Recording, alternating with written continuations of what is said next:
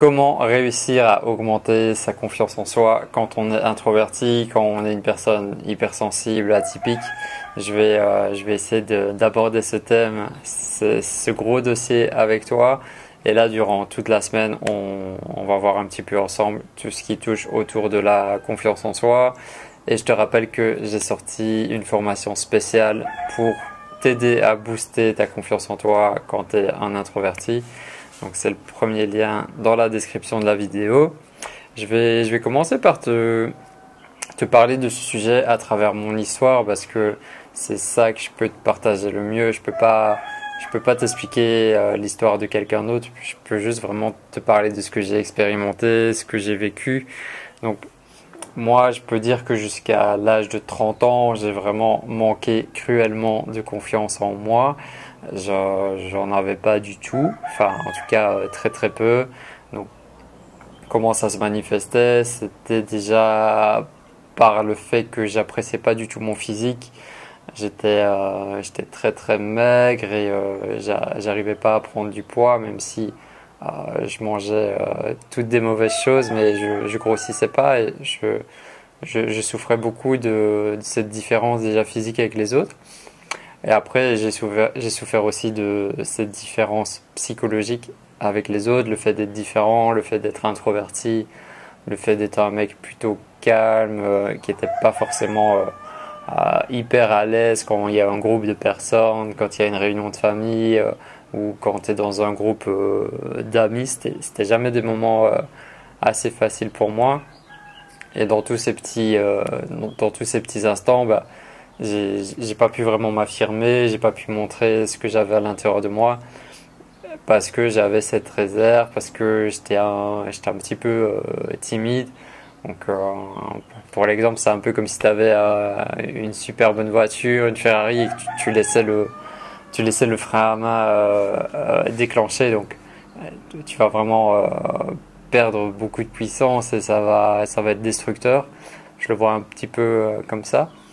Donc jusque l'âge de 30 ans, j'avais ma vie par défaut et j'étais pas du tout confiant. Je réussissais à certains moments à, à être hyper social, à avoir plus de confiance en moi, mais j'avais des aides, par exemple l'alcool, les joints, tout ce qui est tout ce qui va te rendre un petit peu plus social.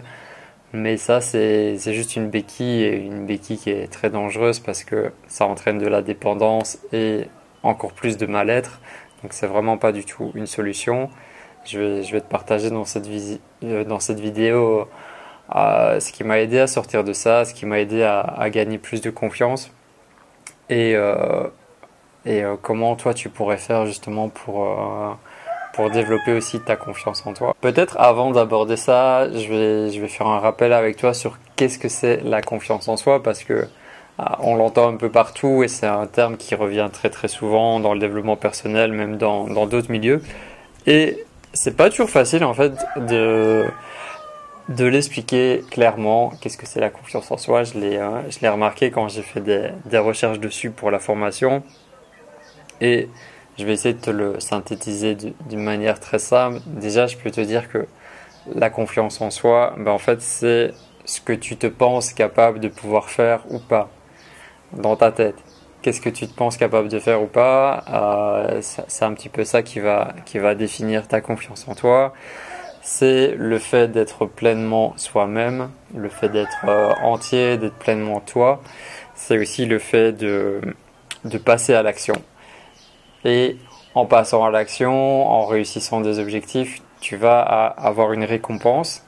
Et en fait, c'est cette récompense-là qui augmente ton niveau de confiance en toi. Donc, on le verra durant toute la semaine, c'est vraiment l'action et le passage à l'action qui est hyper déterminant par rapport à ton niveau de confiance en toi. Quand tu es un introverti, une introvertie, la confiance en soi, c'est vraiment un gros dossier. J'ai remarqué que il y a beaucoup d'abonnés, beaucoup de personnes du groupe qui le déclarent, hein, qu'ils ont vraiment un manque de confiance en eux et ils en sont conscients. Donc c'est vraiment une problématique qui touche beaucoup d'introvertis.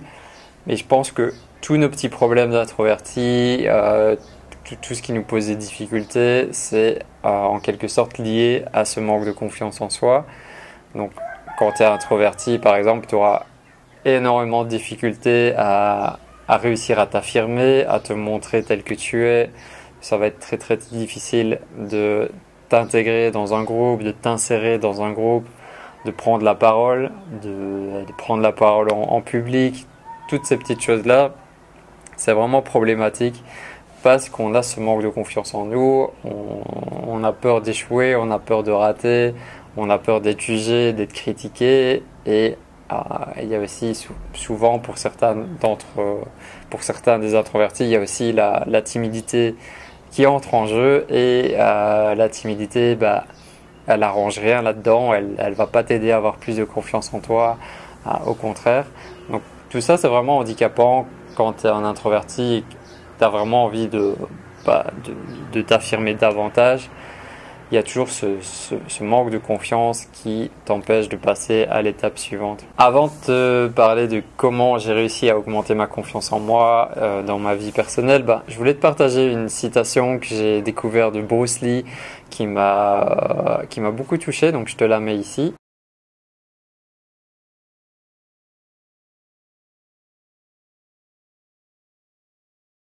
Donc ça, c'est vraiment super important de toujours être toi-même, de ne pas vouloir ressembler à quelqu'un d'autre, de ne pas vouloir mettre un masque. Si tu es introverti, ça va être le fait de ne pas essayer de jouer à l'extraverti, de pas te faire passer pour qui tu n'es pas.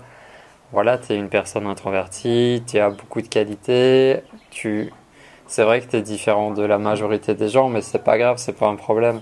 Parce que les gens vont t'apprécier pour qui tu es et les différences que tu as. Certaines personnes peuvent le voir comme des qualités, donc vraiment rester soi-même, cultiver cette confiance en toi et de pas toujours chercher à l'extérieur pour essayer de ressembler aux autres. Essaye de ressembler à toi-même, à qui tu es en profondeur. Alors comment j'ai réussi à augmenter ma confiance en moi? La première chose que je veux dire, c'est que en fait, ça s'est fait naturellement. Je me suis jamais dit Stéphane, il faut que tu augmentes ta confiance en toi, c'est un problématique. Je pense que j'en étais même pas conscient et c'était pas une question qui me venait dans ma tête. Donc je vais t'expliquer maintenant le processus. Le déclic que j'ai eu et qui m'a énormément aidé, c'est déjà de faire le premier pas, de faire un premier pas vers le changement. C'est quand j'ai pris la décision de changer mes habitudes alimentaires. J'ai décidé de commencer le sport. J'ai commencé aussi à changer tout ce qui est état d'esprit, mindset. Donc ça a été la première étape. Et après, il y a eu le premier grand pas, si je peux dire, de partir au Maroc, de découvrir un nouveau pays, une nouvelle culture, de découvrir vraiment un nouvel horizon que je connaissais pas du tout. Et ensuite, j'ai pris la décision de quitter mon pays, de quitter la Belgique, parce que je me sentais super bien au Maroc et que je sentais que j'avais des choses à faire là-bas et ça m'appelait beaucoup plus que le fait de rester en Belgique. Donc, j'ai fait ce premier pas vers une nouvelle vie, vers un changement.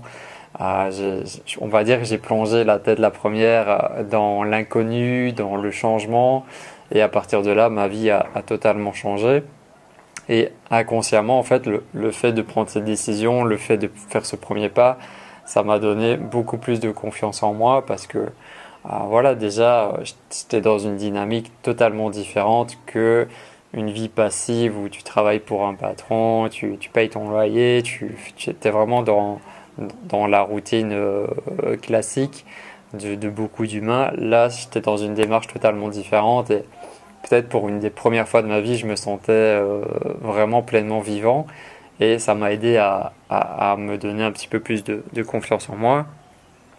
Par la suite, j'ai créé mon premier projet au Maroc, j'ai lancé ma société Maroc en conscience, j'ai commencé à organiser des voyages, des séjours particuliers parce que je peux pas faire du tourisme traditionnel, ça me correspond pas du tout.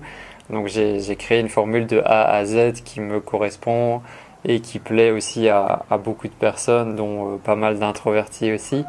Donc c'est des retraites spirituelles, des voyages en conscience comme je les appelle, des séjours d'une semaine. Donc le fait de créer ton activité, de devenir entrepreneur, d'avoir ta société, tout ça, ça te donne également plus de confiance en toi parce que tu te rends compte que tu peux vraiment réaliser des choses, tu te rends compte que tu es apprécié pour qui tu es et que tu peux vraiment te sentir aussi utile pour les autres.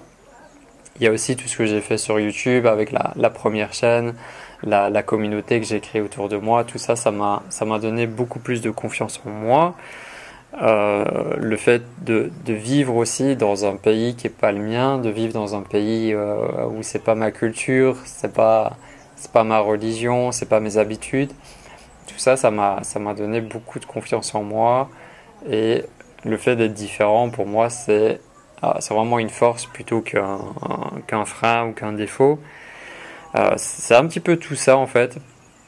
Et si je devais résumer en fait toutes ces différentes choses qui m'ont donné plus de confiance en moi et qui m'ont permis de me détacher du regard des autres, de me détacher de beaucoup de mes peurs, l'image de tout ça, c'est que je suis passé à l'action. Je suis pas resté passif, je suis pas resté inactif. Je suis passé à l'action. J'ai eu des intuitions, je les ai écoutées, je me suis fixé des objectifs et j'ai tout fait pour les réaliser.